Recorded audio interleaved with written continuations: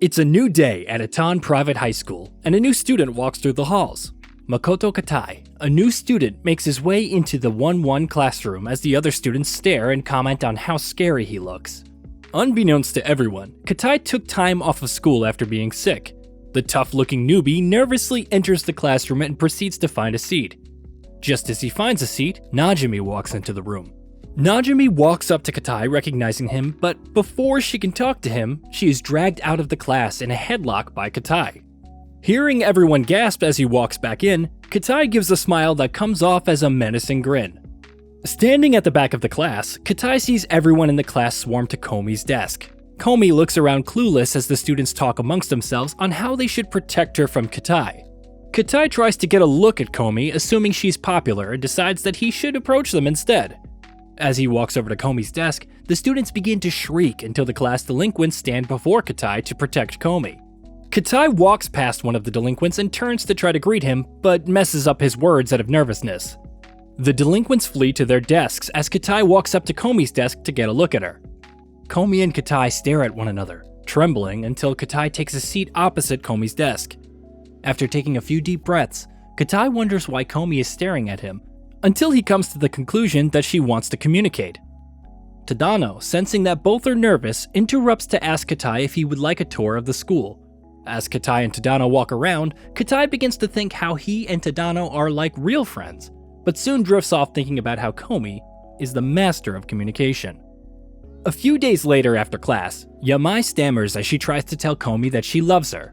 Komi stares at Yamai blankly, unaware that this is part of a game. Yamai tells Komi that it is her turn to tell her that she loves her, but Komi is taken aback by this and stays silent. Yamai smiles, losing the game, and insists on a second round as Najimi enters the room.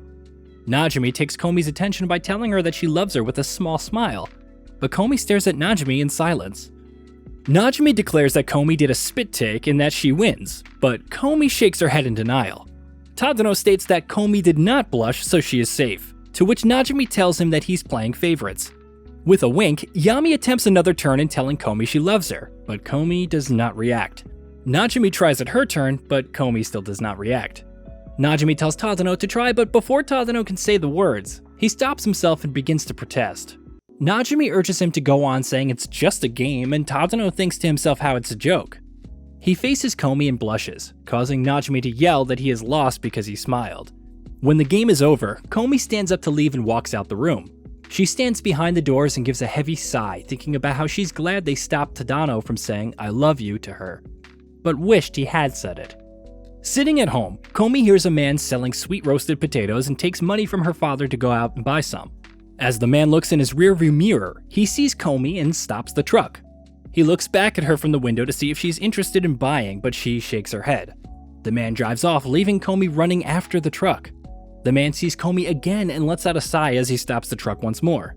He steps out to serve Komi, and she's soon walking home with a bag full of sweet potatoes. At Tadano's home, Tadano is thinking about how something has been bothering him since the cultural festival. He flashbacks to how he was dressed up as a girl and yells into a pillow and decides to leave the house. Tadano takes his bike and starts cycling until he sees Komi walking in his direction. He stops to greet Komi and gets off his bike as he offers to walk her home, but she shakes her head. They stand in silence as Tadano thinks to himself that he should invite Komi out. He sees Komi staring at him as he picks up his bike to walk past her and to tell her to take care. She pulls him by his coat and offers him a roasted sweet potato. He takes it, saying thank you, and follows up by telling her that they should do something during the winter break. Komi nods, and Tadano says thank you before he gets on his bike and cycles away as Komi continues walking home. It's Christmas Eve, and Komi gets a call from Najimi telling her that everyone will be coming over to her house for a Christmas party on the 24th, and that she should buy a gift to exchange. Komi realizes that it is the 24th and quickly puts together an outfit to get dressed. Komi freezes as she begins to think about what present she could get, until her brother Shousuke walks by her room. They stop and stare at each other for some time, and soon are walking in the mall. With Shousuke walking behind Komi seething, Komi looks at different presents. Shousuke walks up to Komi with a bag of broken rice crackers, offering them to Komi as the present she should buy. Komi shakes her head, and Shousuke begins to walk away to the exit. Komi pulls him back by his coat, and they continue looking around. They end up in a store where Komi is picking out a scarf. Shousuke looks at one, causing Komi to pick it up and present it to him. Komi stares at the scarf happily as Shousuke looks at her and turns away once more for the exit. Komi stops him and takes out her wallet as she points to the cashier, asking Shousuke to pay for her.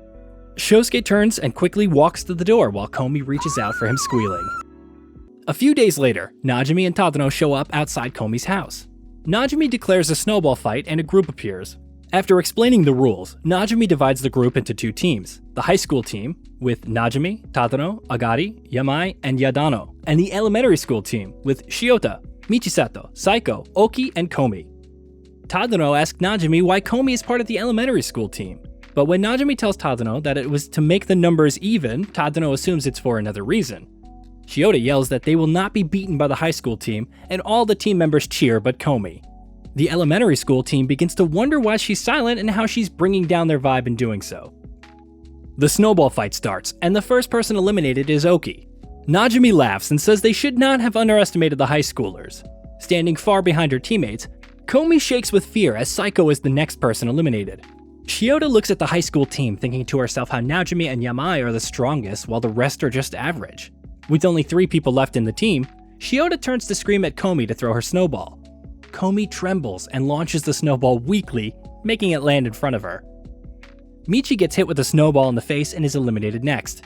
Shiota leaps into the air and launches a snowball into Tadano's face and Agari's chest, eliminating both of them. As she looks on with pride, she's hit by a snowball that launches her backwards. Lying on her back, Shiota sees Komi walking across the field to the other team. Seated on the snow, Yamai looks up to Komi and explains to her in a desperate tone how she killed Yadano and Najimi for her. Komi lifts her snowball and shakily throws it at Yamai, making the elementary team win. A few days later, Tadano is sick in bed and home alone after his sister and mother both left the house. Coughing and in a lot of pain, Tadano begins to think that he's going to die and reaches for his phone to call Najimi. While the phone rings, he keeps giving thanks to Najimi, but he hasn't called her yet. When the call is answered, Tadano tells Najimi how he has a cold and asks her to pick up some food for him. He hears breathing and silence on the other line until he realizes that it's actually Komi. In a panic, he apologizes and tells her that he misdialed her number and is really alright. He hangs up and sees how he touched the wrong part of the screen, and proceeds to call Najimi. After laying in bed for some time, Tadano hears the doorbell and slowly struggles to make his way downstairs. Before he opens the door to see who it is, he gives thanks to Najimi before looking into Komi's eyes. He nervously tells her that he doesn't want her to catch his cold, but she walks in anyway and closes the door behind her. Tadano is laying nervously on his bed gazing at Komi, who is taking her coat off. Komi takes out a flask and pours a drink. Before offering it to Tadano, she writes asking if he's able to drink. Tadano says yes, and Komi writes saying that she will be using the kitchen and stands up to leave the room. After cooking, Komi is standing over Tadano with a small pot of rice, a bowl, and some cutlery on a tray. Komi dishes some food into the spoon and blows on it to cool it down. She leans forward to feed him, but is stopped when Tadano tells her he's able to feed himself. Komi trembles with embarrassment and hands Tadano the bowl of food. After finishing eating, Tadano thanks Komi, who leaves to go tidy up as he lays back down and thinks to himself now that he has the strength to live. After washing the dishes in the kitchen, Komi tucks Tadano into his blanket, but then sees his hand sticking out. Komi gently places her hand on top of his, but is startled when Najimi bursts through the door. Later on, Tadano's sister declares that she is home and asks if he's still alive as she looks into the bedroom to find Tadano sleeping. After seeing that he's fine, Hichomi stares blankly for a few minutes and states that he smells like a girl. In school, a teacher walks in and tells the class how they will be getting into groups for the upcoming field trip. The class begins to talk amongst themselves as Komi looks discouraged. After the class, Tadano and Najimi are seated, discussing the location of the field trip. Tadano asks Komi where she would like to go, but Komi does not answer him but stares blankly ahead. Tadano says her name and Komi faces him with a notepad written, "Sorry, what is it?" After repeating himself, Komi tells Tadano that she would like to go to the arcade again. Tadano further explains his question in relation to the field trip, and Komi writes a response saying that she wants to see Ginkakuji. Tadano begins to compliment the place until he is interrupted by Najimi asking how old he is. Komi stands up to leave and shows her notebook to Najimi and Tadano, saying that she will be right back. As she walks out, Tadano watches her with concern. Walking home, Tadano asks Komi where her junior high field trip took place as she answers by writing Kyoto. Najimi states that it will be Komi's second time going there and how fun Kyoto is. Tadano asks Najimi why she's so keen on Kyoto, but instead of getting an answer, Najimi tells him that she's quintuple booked after their walk. Continuing their walk, Tadano tells Komi how he's looking forward to the trip and she gives a single nod. Tadano stops to ask Komi what's wrong, making her take out her notepad to ask what it means. Tadano tells her that she seemed a little down and if anything is bothering her, she can tell him. Tadano and Komi reach a corner as Tadano tells her that he is going in the opposite direction and will see her tomorrow. A few paces away from leaving Komi, Tadano's phone starts to vibrate as he receives a call from Komi. When Tadano answers, he spins around but Komi's not there. Round the corner, Komi nervously tells Tadano that she had told a lie as she's never been to Kyoto. Komi closes her eyes and flashbacks to junior high. She tells Tadano how her class was meant to go into groups for their field trip, but she ended up not going on the field trip out of fear of not being liked by her group mates. Tadano reassures her that she has friends now, but Komi tells him that it's meant to be a group separated into boys and girls. Tadano thinks how he is male while he is unsure about Najimi. In a laughing tone, Tadano says that she and him can go to Kyoto by themselves. Knowing it's a joke, Komi thanks Tadano and tells him that she feels much better and tells Tadano that she can't wait for the field trip. Back at school, Komi is shaking with fear as the teacher walks into the room and announces that it's time to choose groups for the trip. Girls rush to Komi yelling that they should make a group with her. Komi blushes as Tadano looks at her and smiles until the teacher tells the class that she made a lottery for people to pick their group members. It is the first night of the school trip and the girls have all finished taking a shower. Heading back to their room for the night, Komi passes by Tadano being a photographer to the class gangsters, Katai and Naruse. Komi watches with eyes wide and Tadano cheers them on for the poses and continues to the bedroom. In the girls' room, Najimi announces that it's time to fight for the sleeping place using a pillow fight. Najimi explains the rules by saying that the last person standing is the winner and tosses a pillow at one of the girls. As the doors close, each of the girls prepares themselves for the pillow fight by saying they want to sleep near Komi.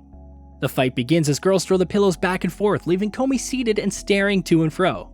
Komi reaches for a pillow but hesitates and sits back until a pillow is thrown in her face by Najimi. Najimi asks Komi what's wrong, but before she can continue, a pillow lands on her face. Komi looks at the pillow and stands up. She looks at Najimi, who smiles back at her and lunges forward into the fight. As the girls fight all around the room, Komi gives a small smile amid the chaos. Minutes later, the girls are seated and panting all around the room as Yamai and Najimi are left standing. Clutching onto her pillow, Yamai tells Najimi that she is not giving up, to which Najimi responds that they have reached their limit. Staring at one another, Najimi swings her pillow back and lunges for Yamai while Yamai holds her pillow above her head screaming. Before they can hit each other, they hear a sound outside the door and freeze. Yamai dives for her bed as Najimi turns off the light. All of the girls quickly scurry under the covers and pretend to sleep as the door opens. Their teacher looks in their room and asks if they're asleep. When she hears a faint snore, she closes the door. In the darkness, Najimi asks if Yamai is asleep, to which Yamai responds that she can't sleep this early and Najimi is too noisy. The girls begin to chuckle lightly until the teacher opens the door again, making them lay silent. It's their last night on the school trip, and Komi is in the room with her groupmates, Sasaki and Katao. With the lights off, Katao and Sasaki speak in unison as they say it's time for a love story. The girls sit on Komi's bed as Katao asks Sasaki if she has a boyfriend. Sasaki tells Katao that she does not have a love life, but asks Sasaki if she has a crush on someone. Katao, on the other hand, questions if she's been interested in anyone yet. Komi looks back and forth between the girls, absorbed. Sasaki replies to Katao that she likes Katai, leaving Komi and Katao astonished. Sasaki turns to Komi, saying that she heard that she likes Tadano, and Komi begins to write, and she shows the girls her notepad, which asks them how it feels to have a crush on someone. Sasaki explains the feeling, making Komi think about it for a moment and soon shivers. The girls are taken by surprise and begin to question Komi on who it is and what the first letter of their name is. Komi takes her time to write and slowly presents the letter H on her notepad. It's Valentine's Day, and Tadano has just arrived home from school. Tadano drops to the floor when Hitomi asks him if he's received chocolates today, making Hitomi rush to his side. Later on at the dining table, seated and eating with their mother, Hitomi states that Tadano received chocolate from a boy in his class. Tadano's mother stands up to leave, saying that he must be a good friend. Hitomi begins to ask Tadano to buy her ice cream. Moments later, Tadano is tying his shoelaces about to leave the house. Standing up to open the door, he hits something. He slowly opens the door to see Komi holding her forehead. Tadano looks at Komi in surprise and whispers that they should go to the park. At the park, sitting at the swings, Tadano asks Komi why she's there, and she hands out a bag. Tadano begins to think that she's giving him chocolate, but is taken aback when he sees a paper. Komi shows Tadano her notebook, saying that the class had a meeting and Najimi asked her to give Tadano the paper. Komi stands up to leave and Tadano says goodbye, surprised by the brief interaction. On his way back home, Tadano berates himself for expecting chocolates from Komi. On the other side, Komi turns and runs back to Tadano. When she reaches the outside of his home, she yells his name and he rushes down to Komi. She reaches into her bag and pulls out the chocolate and hands it to Tadano. As he looks at the chocolates, he tells Komi how he's been thinking a lot about how she gave chocolates to all her friends but him. He changes the subject and tells Komi how he's very happy and beams at her, making Komi start flapping her bag and covering her mouth. In a low voice, Komi tells Tadano that it is the best chocolate she has ever made, making Tadano thank her.